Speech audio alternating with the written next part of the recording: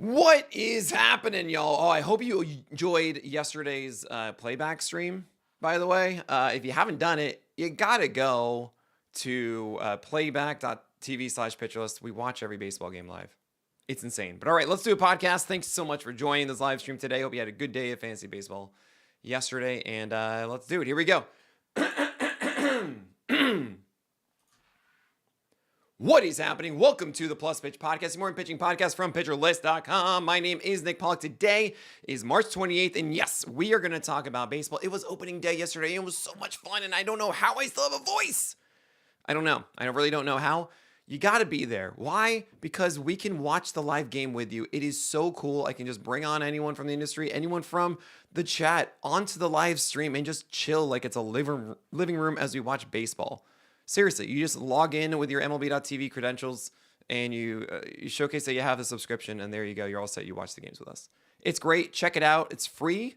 So just go to playback.tv/pitcherlist. You can watch the MLB free game of the day without getting an MLB.TV subscription there. It's awesome. Okay, we had opening day. A lot of starts. There really aren't many things to actually really tell you about. But Mackenzie Gore, my gosh, 6 innings, 0 runs, 1 hit, 0 walks, and 13 strikeouts, 20 whiffs, and a 39% CSW. He had a golden goal, which is amazing, of course. That means he had the highest CSW count and the highest whiff count of any starting pitcher yesterday. And I had him ranked at 28 out of 28 on my daily streaming rankings. But you have to understand, don't hate me. It was just all aces. And Gore was going against the Phillies, and last year he was so inconsistent. We didn't know if he'd be really good or really bad. And I still said he was questionable, not a do not start. But what did we see? Something that was very good with Gore. 51% slider usage against lefties. It was 30% last year, but that slider last year was really a cutter at 90 miles per hour. And he kept that cutter, like he threw 6 of them. But he threw 23 sliders that were actually sliders, 86 to 87. Far more drop than the cutter last year. It's a pure gyro slider. 8 for 23 whiffs. He conquered lefties with this slider. So cool. Didn't throw it against righties at all. So he really cut back on the curveball against lefties and completely. It was just slider four-seamer. He still has a very good four-seamer, 95-96, with all the good pitch metrics he like. And I'm digging this. I mean, this feels more real than I've seen Gore. The real question is command, right? I wouldn't even say that he spotted pitches really well. A lot of things were in the middle with the slider and the four-seamer. The curveball was okay. You know, like it wasn't really this amazing offering selection to right-handers. Like he had some nice cutters in there, which is good. I was always excited about that one down and in to right-handers when he's cooking with that. But it's a little strange. It's the first day of the year. And I don't want us to say like, oh no, this is it. This is Mackenzie Gore's amazing run now. Keep in mind, the third start of the year last year, Mackenzie Gore had 11 strikeouts, okay? And 1 walk. Like, that really should tell you, right, he does this at times. It's a little different because of the slider, and I wonder if that really is a difference maker for him. However, yeah, I don't fully trust it yet. But yeah, we have Mackenzie Gore on our teams. We roll with it. If someone's wants to get him right now and is so in on it, sure, sell high. But I don't think you're going to be able to do that. You just grow again, and we'll take it from there. Framber Valdez, 7 innings and 0 runs for its 2 walks and 4 strikeouts, got the win against the Mets. What's so funny is Framber Valdez, my biggest criticism of him is that, well, you have the sinker that's kind of hittable, and then you don't have a 60% strike rate among your other pitches. Now, the curveball in the second half last year, released from the start of August through the end, was absurd. It was like a 70% strike rate all of a sudden. And before then, it was like 55%. Well, yeah, it was 58% strike rate here, but 9 over 31 whiffs. Oh, man, it's Valdez. He is who he is, I guess, and you have him, you're going to roll with him. There are going to be ups and downs and whatever. Sean Burke went against the Angels, and he was the stream pick of the day because he's the only option for the stream pick of the day. 5% rostered. He got the win against the Angels here. 6 innings, 0 runs, 3 hits, 0 walks, and 3 Ks. 8 whiffs, 30% CSW. And only 73 pitches, but hey, good way to be efficient. The Angels aren't very good. I believe he also hit Mike Trout, so that's how you don't have those hits. But what is interesting here is that there's a slower slider, 71% strike rate, 5 over 28 whiffs is fine. My quick mental math put that as like a 17% swinging strike rate, something like that. But I want it to be better. This is supposed to be a 20% swing strike rate pitch. Same with the curveball, which didn't have a single whiff, I believe, over like 14 thrown. And also the four seamer wasn't 96 that we saw last year, it was 94. So I'm a little weirded out by the success of Sean Burke here. Lots of strikes, but not overwhelming. And I think because it was the Angels where you had this result. He does get the Tigers next week, though, and that's not really that scary either. I'm not really going to jump on the torque train quite yet. So I guess we're going to roll with Burke one more time. I don't like the fact, though, that it is 94. It was 94 in the spring, and that concerned me because it was a young guy underneath his velocity. And generally, we see young guys at their season velocity. And what do you know? That 94 continued here.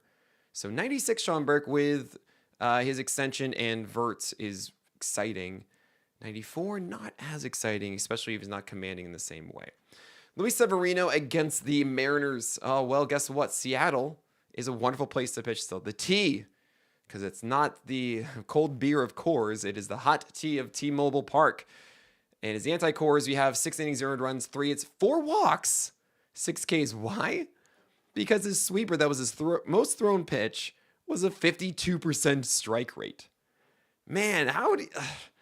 Seattle is so nice.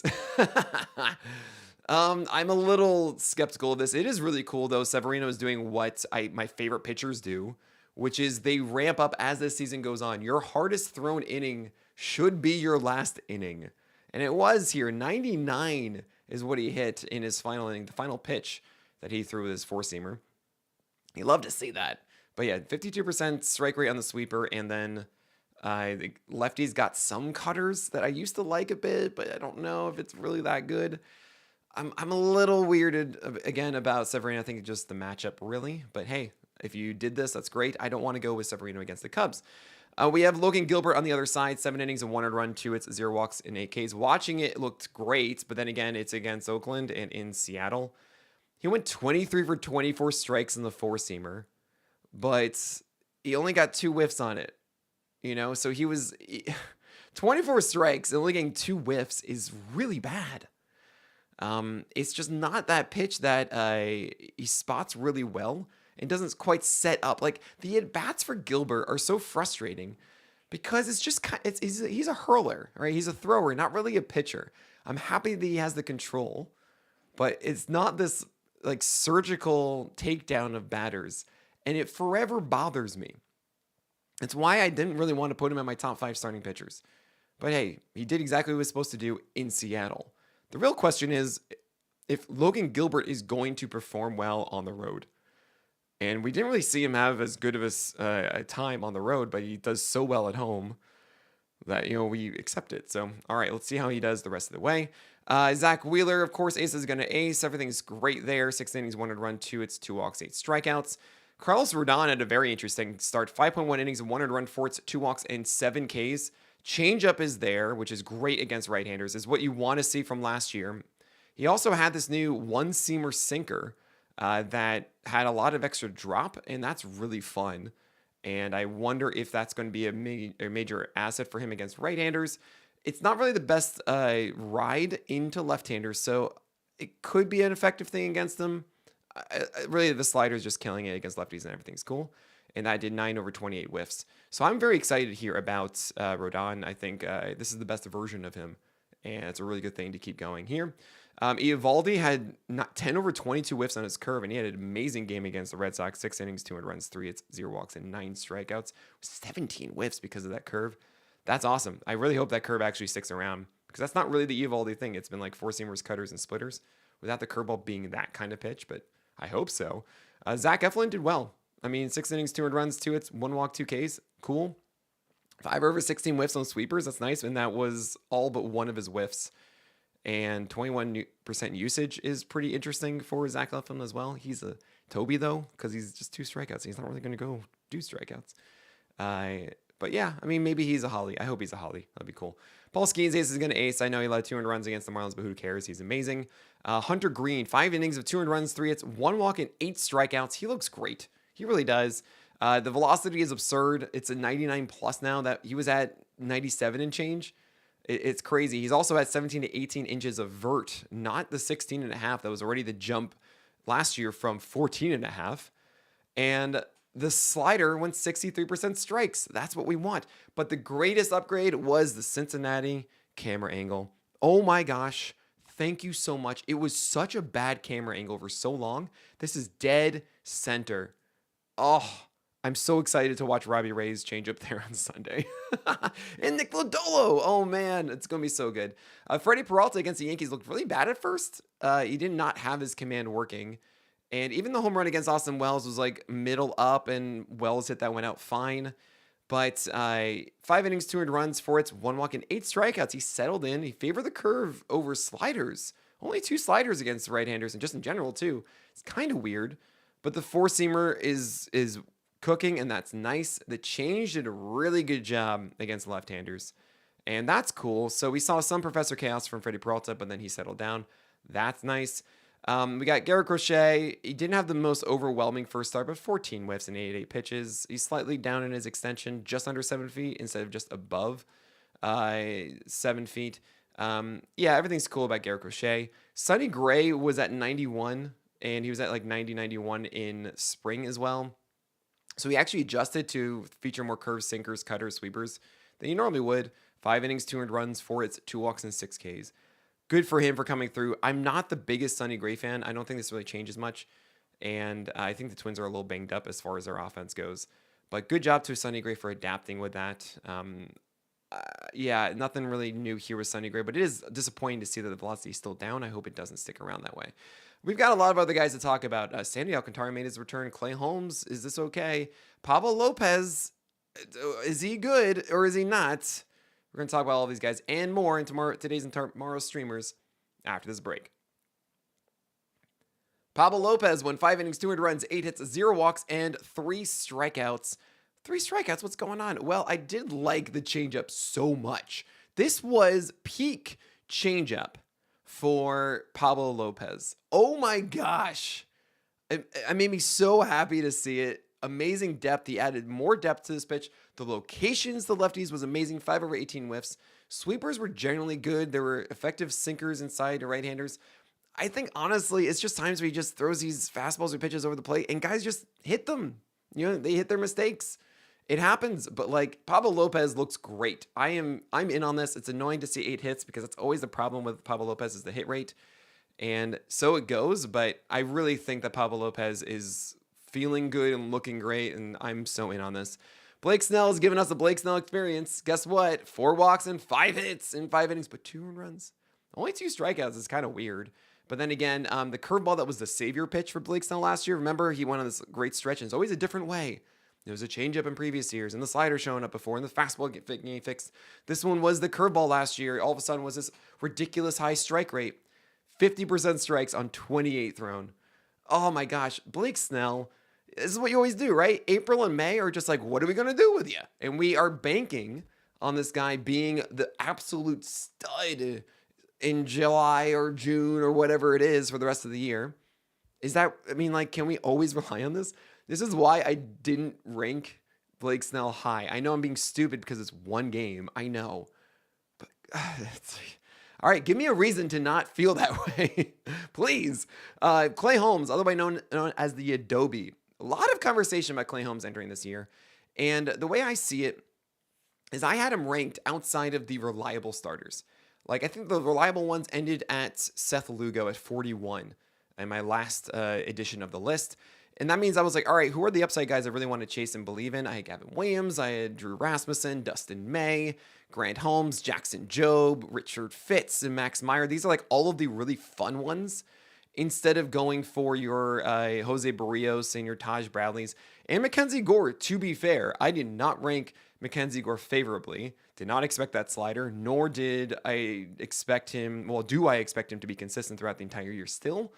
But that could be a huge miss for me, and I'm really excited about that because I want Mackenzie Gore to be amazing. But Clay Holmes was one that I wasn't as sold upon as others and still wanted on my teams. And what we saw yesterday, 4.2 innings, 200 runs, 5 hits, 4 walks, and 4 Ks against the Astros. We saw a little bit of this, and it was actually not the way that I expected. The sinker is generally the wild one for Clay Holmes, but that was actually 70% strike rate. But we have everything else not being a high strike rate. Everything else was under 60%, really actually hovering 50% across all of his other pitches. And what I really think here is that Clay Holmes is just getting comfortable into this. Like, there will be a moment that he finally finds his groove and it's cool, like, this is what my kick change is like. This is my breaking balls and everything like that. First start of the year, first time starting in an MLB game. Like, give him a break here against the Astros. You're going to keep rolling with this. You don't drop Clay Holmes the Adobe.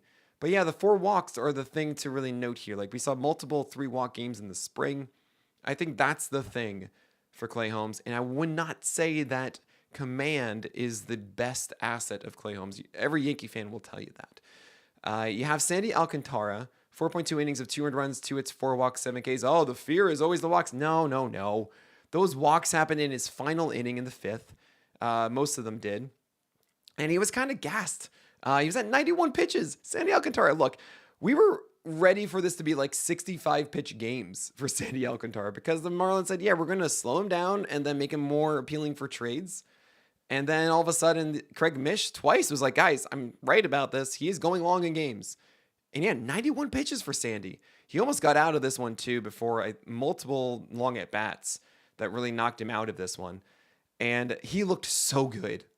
I mean, I really can't tell you enough of how fun it was to see him throw these 24-inch ride sinkers. You're like, Nick, I don't understand the context of this. Look, you normally see sinkers move like 1.5 feet at most. Like, those are like the good ones. That's 18 inches, right? When you see guys throwing 2 feet of horizontal movement on a sinker and averaging that, whoa, that is so much movement at 99, right? It's crazy. So, yeah, 7 strikeouts, guys. That was also the big knock against Alcantara, right? Oh, strikeouts aren't going to be a thing. 7 Ks. Not to mention, he threw a slider more against left-handers. It was actually, I remember seeing 6 pitches, I think, to lead off the second inning for Alcantara. Not one of them was above 93. He threw sliders a ton. And actually, incorrectly, 0-2, down and in slider, and it kept going at it. When he has this changeup that should be so good away, and I remember being actually upset on the live stream because, right, remember, playback.tv/pitchlist, guys, you gotta come and watch these games with us. What are you doing? Stop watching alone. It is so much more fun with our chat and community and all these people on stage watching the same game as you. Just please come on by. But yeah, so Sandy Alcantara, I am trading from everywhere that I can right now because this is Sandy. Like, this is Sandy. Yusei Kikuchi against the White Sox, 6 innings, 300 runs, 5 hits, 0 walks, 5 Ks. A little disappointing, and honestly, all the signs that I do not want. This is a poor quality start, 94-95, not 95-96 in the fastball. He has an inch less of vert on this as well. The slider was not reliable. It has far less break than it did last year, and a tick down in velocity. I'm not happy. And here's the thing. I've been out on Kikuchi, not because I think Kikuchi can be bad as a pitcher and everything, but because I don't trust the Angels to correct him, to like fix him and work through this season. So yeah, Yusei Kikuchi, not in on this one. This was against the White Sox. Oh boy. He does get a nice start next though. So I guess you're going to continue for at least one more week with Kikuchi, but Logan Webb against the Reds was a very strange one. 5 innings of 300 runs, 6 hits, 3 walks, and 5 Ks. He threw 30% changeups last year, and here it was 11.5%. Oh my gosh. He favored the cutter and the sweeper more. The overall strike rate was horrific. Sinker was its normal self at 70% strikes. Actually had 15 over 37 called strikes, which is what, like 38% or something? Yeah, so Logan Webb is great, except for these weird 50% strikes on everything else. What? That's not him. Cole Reagans, obviously you guys are a little weird because it was 5 innings, 300 runs, 5 hits, 2 walks, 3 Ks. I'm a little worried that the velocity was down. It went down to 95.3. We're not seeing that 96 to 100 that we saw previously. He didn't quite have like the best command, and it's really been this frustrating thing with Reagans because like you know how good he can be when he gets locked in like this. It's just so good. But it wasn't his best game. And the thing is, it wasn't his best game, and yet it was still like digestible. You know, it didn't ruin your week or anything like that. So don't worry about Cole Reagans for now. Ben Lively had to pitch because Tanner Bybee had food poisoning. And Yeah, 5 innings, 300 runs, 4 hits, 0 walks, 3 Ks, like 67 pitches. He wasn't even supposed to be here today. I see him still as a 15-team Toby. Really, I think Ben Lively guy gets underrated because I know it's 89, 90, but he utilizes his extension well. He's pretty flat on the four-seamer, so he does that against lefties, and then righties get these sinkers and high sliders. But yeah, I think he's okay, you know. Chris Sale, 5 innings, 300 runs, 6 hits, 1 walk, 7 strikeouts. Honestly, Ace is gonna ace. He's cool. Change-up usage went up to 30%, and that's awesome. You guys are freaking out about Grant Holmes going in relief. Stop that. Everything's fine. It's the first game of the season, and Grant Holmes didn't just pitch. So what do? They do his bullpen now, and then he goes regularly. He went 1 inning of like 9 pitches. It's fine. You normally see this on opening day because usually you don't see the starting pitcher go as deep as usual in 5 innings. So cool. You got one more inning from Grant Holmes, and there you go. Might as well take the bullpen in the game. Michael King did not look good, but he had a sinker at 23 inches of horizontal movement, right? It's like 100th percentile. And he just didn't have strike rates on anything. 60%, not hit on any of them. Everything was under 60% in all of his pitches. That is not the Michael King we know. So 2.2 innings of 300 runs, 4 walks, and 3 Ks. Yeah, you can expect much better than that. Justin Steele, 5 innings, 300 runs, but he got a win. 6 hits, 1 walk, 2 Ks. His command wasn't as good. Again, with a lot of these guys that we normally see having better command, usually this is kind of what happens at the beginning of the year. Some guys are locked in right away. Some guys need a couple more starts. It's all good. Same with Tarek Skubal. I mean, it was against the Dodgers. He let a home run. Okay, 5 innings, 400 runs, 6 hits, 1 walk, 2 Ks. I think it was 2 home runs, like Teoscar and Edmund. I think I'm right. But yeah, 3 over 22 whiffs on that changeup for Skubal is not going to last. Zach Gallen went against the Cubs. Did not look good. And I'm actually a little worried about him. His four-seamer had a sub 50% strike rate, which is just, oof. Curve, the death ball, 1 for 18 whiffs. Oh, man. 4 innings, 4 runs, 4 hits, 4 walks, 4 Ks. And I didn't realize he was one with the Force. He's a Star Wars fan. Okay. Yeah, I'm not the biggest fan of Zach Gallen. I don't think that his fastball is as good as it used to be. And I think that the changeup and slider, cutter are not as stellar as they need to be because the curveball is so good, but he needs to set up that pitch more. And I'm just a little worried about him. I hope he can be a Holly and not a hipster. That is someone who's dependable and you start him every time as opposed to a hipster, a headache-inducing pitcher stifling the entire roster. That you hold on for the entire year and you endure the same kind of 126 whip that he had last year. I hope that's not the case. And last and maybe least is Jose Barrios against the Orioles. 5 innings of 600 runs, 9 hits, 2 walks, 5 Ks. He looked good early in the first inning, maybe-ish. He had a terrible changeup to Adley Rutschman that was hit out. But he has those moments where you're like, oh, man, this is really good. And then, right, he's the great undulator, sometimes even in starts. That is Jose Barrios. All right, looking forward to today and tomorrow's games. Yamamoto against Detroit, Cease against Atlanta, Ryan Pepio and Luis Castillo. You're starting all of those. Hunter Brown against the Mets, you're just going to go for it. Same with Jack Flaherty, even though he's going against the Dodgers. I think you're going to do that. Probable start tier is Jeffrey Springs is the streamer of the day against the Mariners. It's in Seattle, so we're doing it. Kevin Gausman against the Orioles, you should be fine, but I don't love it. But I guess if I have Gausman, I'm going to do it. Questionable start, I'm worried about Ronaldo Lopez against the Padres. I think his velocity was down this spring, and that's pretty scary. And then you have Mitch Keller against the Marlins. Ugh. But fine, it's the Marlins, but I don't really want to ever go with Mitch Keller. Merrill Kelly might have a good defense around him against the Cubs. Tanner Houck against Texas in Texas. I think that Houck isn't that great and was really banged up in the spring. I'm terrified of that one. Jack Leiter's on the other side. I'm excited to watch it. You don't have to start Leiter here if you have him. He's really a stash play. I think it's fun to do, so I'm going to do it in the leagues I have Jack Leiter. But this is very high risk, high reward. And not even that high of a reward because you know it's not going to be like 6 innings of clean baseball. You're just trying to go for like 5 innings of 1 earned run, hopefully, and like 8 Ks. That's what you're hoping for. But that's a really fun one to watch. Charlie Morton and Jameson Taillon are also going. I don't like those guys really for your standard leagues, but if you're trying to chase a win, maybe 6 innings, you could get those from those guys. In the do not start tier, I'm really sorry to say that Tyler McGill against the Astros, I'm not chasing. I don't want to go for this. I think Tyler McGill's command is not good. It's very possible he does well. I'm not saying he can't, but I think the risk is too large and too high of a probability to then chase him locating his four-seamers and also his secondaries underneath against a very good Astros team. And then you have Kyle Freeland in Tampa Bay, which I'm going to say not as bad as you'd think, but probably bad. And Connor Gillespie against the Pirates. No thank you whatsoever.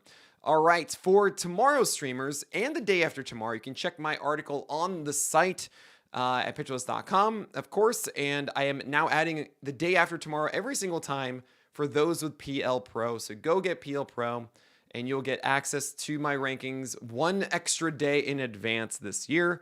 But that is it. So my name is Nick Pollack, and may your BABIPs be low